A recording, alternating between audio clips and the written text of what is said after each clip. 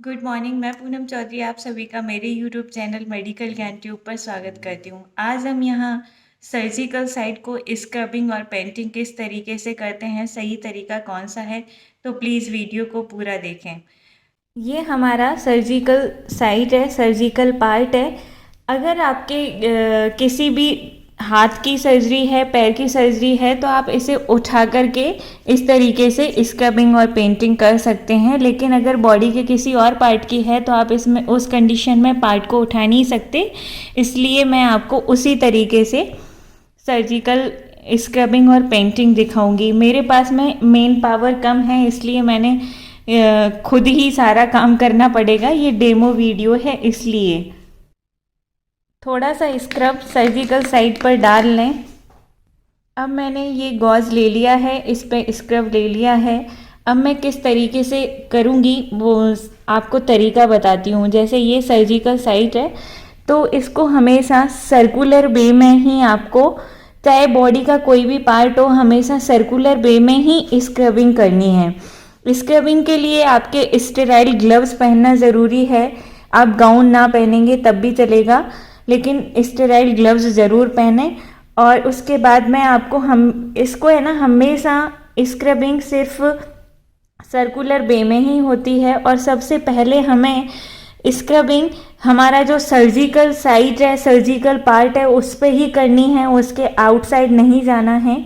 इसमें आप up to down जा सकते हैं। मेरा कहने का मतलब है जैसे यहाँ तक है, ये इतना बड़ा पार्ट है तो यहाँ से मैं ऊपर जा सकती हूँ। लेकिन ऐसा नहीं है कि मैं यहाँ स्क्रब करते करते फिर से वापस आ गई, नहीं, ये गलत तरीका है। तो हमेशा आपको सबसे पहले सर्जिकल साइट को ही स्क्रब करना है, वो भी सर्कुलर वे में। इस तरीके से आपको करते हुए जाना है 3 से 5 मिनट तक। 3 से 5 मिनट तक हमको स्क्रबिंग करनी है। अब जैसे मैं आपको डेमो दे रही हूँ तो जल्दी करके दिखाऊंगी। मैंने इसको जल्दी जल्दी कर रही हूँ, आपको पूरा धीरे धीरे करना है 3 से 5 मिनट तक।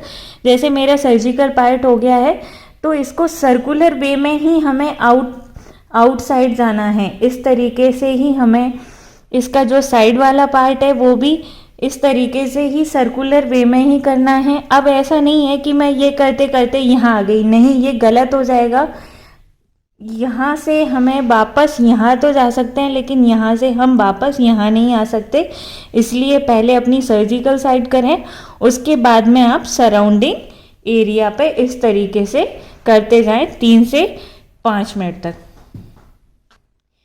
गॉज पे आप स्पिरिट ले सकते हैं और उसको पहले वही तरीका रहेगा, सर्जिकल साइड को ही हमें क्लीन करना है पहले इस तरीके से। उसके बाद में हमें साइड्स में जाके क्लीन करना है। ये मैंने एक बार अल्कोहल से क्लीन कर दिया है।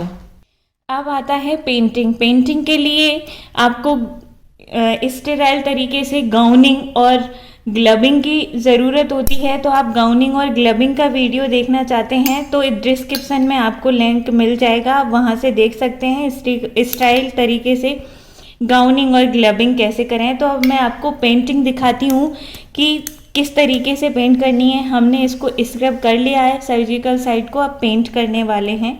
तो बिटाडीन का इफ़ेक्ट जब तक बिटाडीन ड्राई नहीं होती है तब तक नहीं आता है, इसलिए हमें बिटाडीन को ड्राई होने तक छोड़ना है। उसके बाद ऐसा नहीं है कि हमने अभी इसकी पेंटिंग की और गॉज से हटा के फेंक दिया, नहीं, बिटाडीन अपना एक्ट तभी दिखाती है जब वो ड्राई हो जाती है। ओके, तो पेंटिंग का सही तरीका कौन सा है? आप अपने स्पंज में गॉज को होल्ड करें और वही सेम तरीका रहेगा। आप अपने पहले सर्जिकल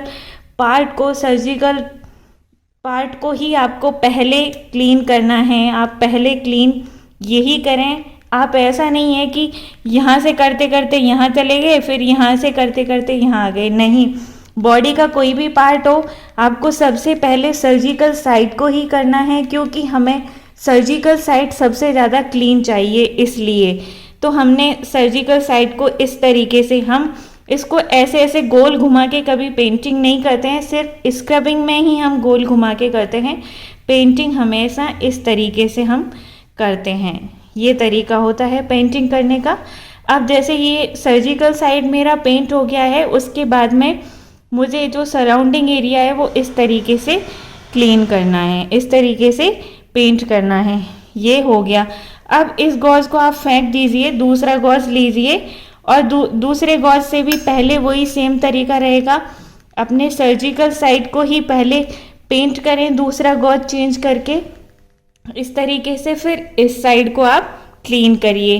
फिर तीसरा गॉज ले लीजिए, तीसरे गॉज से भी आप वही सेम अपना सर्जिकल साइड फिर इधर क्लीन करिए और इस तरीके से क्लीन करके फेंक दीजिए। फिर चौथा गॉज लीजिए, कम से कम आपको 5-6 बार इसको पेंटिंग करना है, गॉज से चेंज कर करके 5-6 गॉज से। उसके बाद में आपको ये ऐसा नहीं है कि ये पेंटिंग हो गया और आप इसको पोंछते नहीं। अगर आपने इस तरीके से इसे पोंछ दिया तो आपका बिटाडीन एक्ट नहीं दिखाएगा, बैक्टीरियाज नहीं किल होंगे और इन्फेक्शन होने के चांसेस बढ़ जाएंगे। इसलिए प्लीज़ पेंटिंग के बाद कभी भी स्पिरिट से या गॉज से क्लीन ना करें। तो आई होप आप लोगों को समझ आ गया होगा कि किस तरीके से कौन सा तरीका सही है पेंट करने का और जेब स्क्रब करने का। तो ये मेरा एक डेमो वीडियो था, इसमें मेरे पास मेन पावर नहीं थी तो मैंने खुद ने ही सब कुछ किया।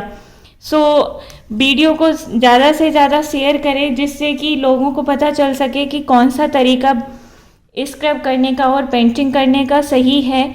और कमेंट करके बताएं आपको कैसा लगा मेरा स्क्रब करने का video. Thank you so much.